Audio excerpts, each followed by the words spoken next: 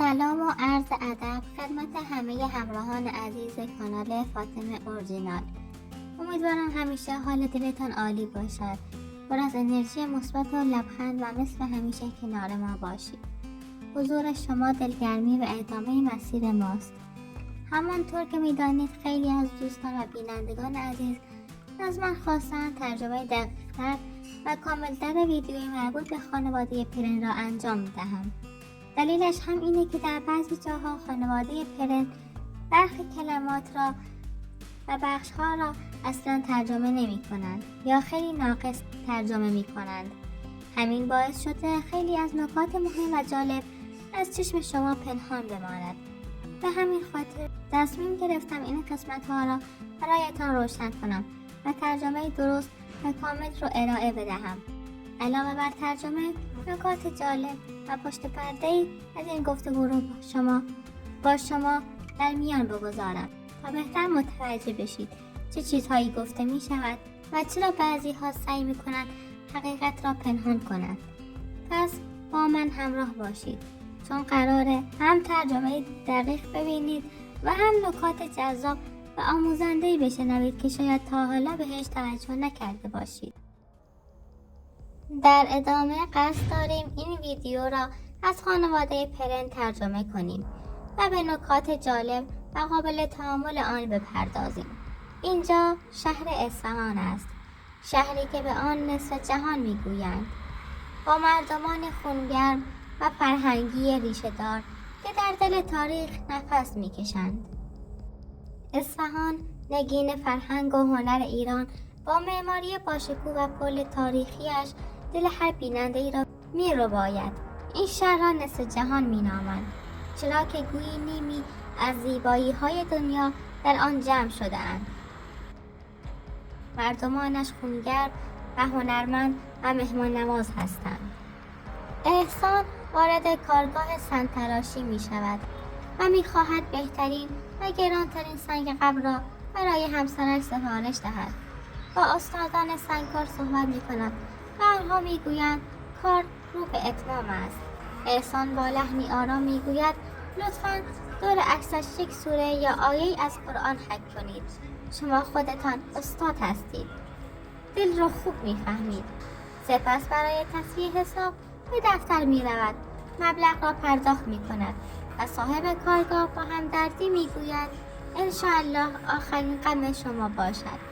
احسان تشکر میکند اما این افراد نمیدانند که او به همسرش خیانت کرده است و حالا با سنگ قبرش نقش همدردی میزند.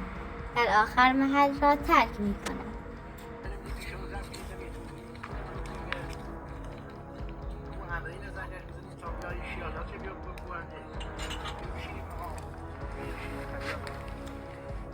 شیروان میگوید بلند شوید اینجا را تمیز کنید و آشغال‌ها را جمع کنید. بعد همسری به آقای احمدی زنگ بزنید تا بیاید و شیرآلات را نصب کند.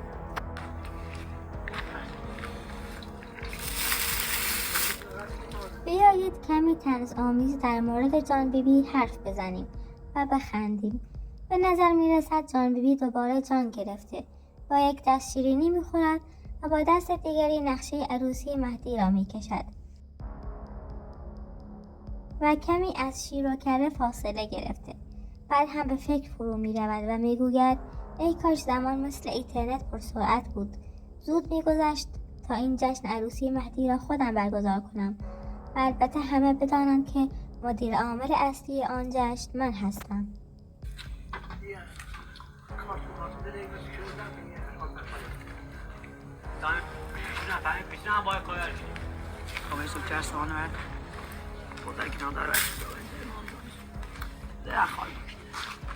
در ادامه شیروان با ستایی پر از گلایه میگوید این حیاط رو تمیز کنید، این همه آشغال رو جمع کنید، انگار کسی اینجا زندگی نمی کند. جانم بیبی که حوصله بحث ندارد زیر لب میگوید من بروم سراغ بزها و گوسفندانم. آنها بی زبان هستند و گناه دارند، باید بهشون رسیدگی کنم.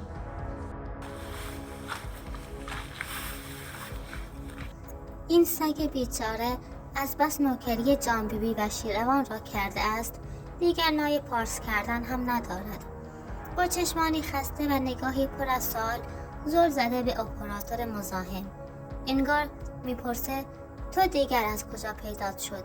مگه من چند تا ارباب دارم؟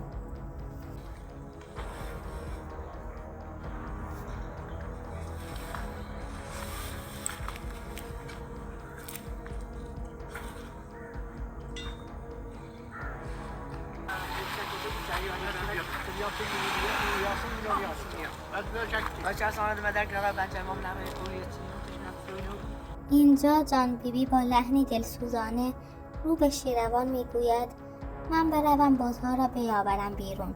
اون بی زبونها گناه دارند. از صبح تا حالا یک نفس طویل موندند.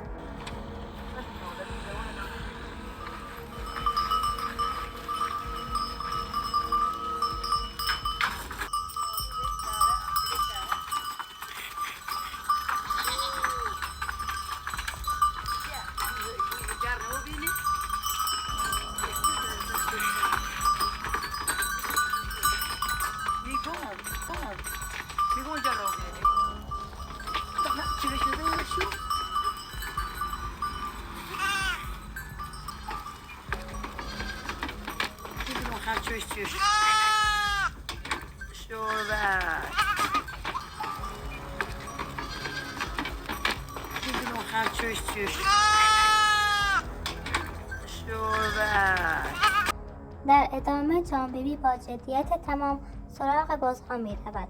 طوری مایه نشان می کند که اگر یک استاد دامپزشکی آنجا بود خودش را بازنشسته می کرد. هر گوش و بدنام و سوم را بررسی می کند. انگار دارد پایان نامه دکترا را می نویسد. اما وقتی می بیند خبری نیست با یک آه تو هم که فقط ادا در می آورد بزها را راهی می کند. بز بیچاره را رها می کند. بز کوچک با چشمانی پر از سوال فقط نگاه می کند. انگار می گوید من که فقط داشتم یونجم و می خوردم. شیروان که صدایش از دور شنیده می شود با گلایه می گوید این بیچاره ها درست و حسابی شیر نخورده اند. واسه همین هم ضعیف شده اند.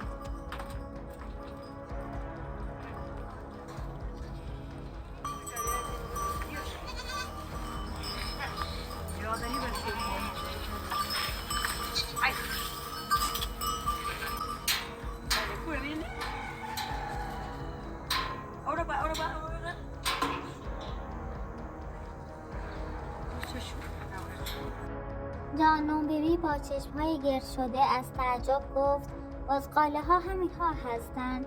چند قدم جلوتر که رفت و بقیه بزغاله ها را دورتر دید با خنده کوتاه ادامه داد بزها آنجا هستند. من فکر کردم همشان همین چند تا بودند.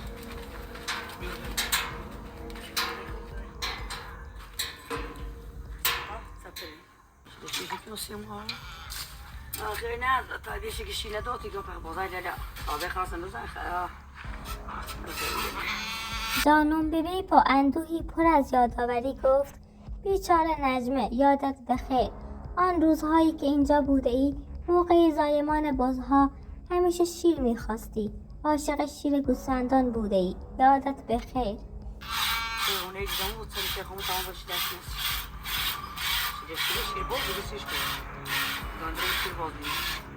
میخواهم کمی شیر بز برای پدر بانو نجمه ببرم. دکتر سفارش کرده است. میگوید حالش بهتر میشود. جانم بیبی میگوید این شیر رو داخل بطری میریزم تا ببرید برای پدر نجمه. اما به نظر من علیزمون با یک بطری شیر نمیتواند داغ دخترش را فراموش کند. این شیر برای او نه درمان بلکه مثل زهر تلخ است.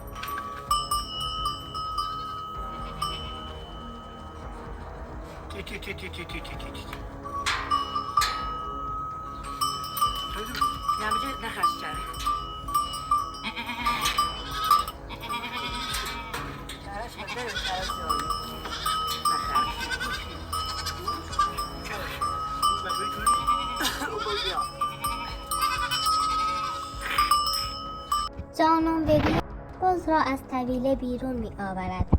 شیروان با تعجب می پرسد این یکی را چرا آورده ای بیرون؟ جانم بیبی می گوید بزغاله بیچاره شیر نخورده است. باید بهش شیر بدهد.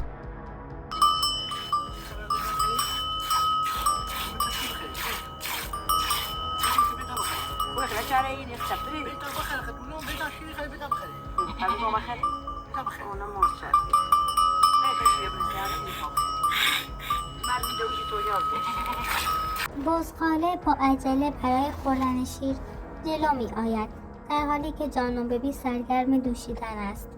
شیروان با صدای بلند داد میزند اجازه بده شیر بخورد. جانم ببی با عصبانیت جواب می دهد من که جلویش را نگرفتم. این بزغاله فقط می خواهد شیری که دوشیدم را بریزد و دردسر درست کند. در غیر این صورت کاری با ما ندارد. در پایان با حرص میگوید خاک بر سر این بزغاله.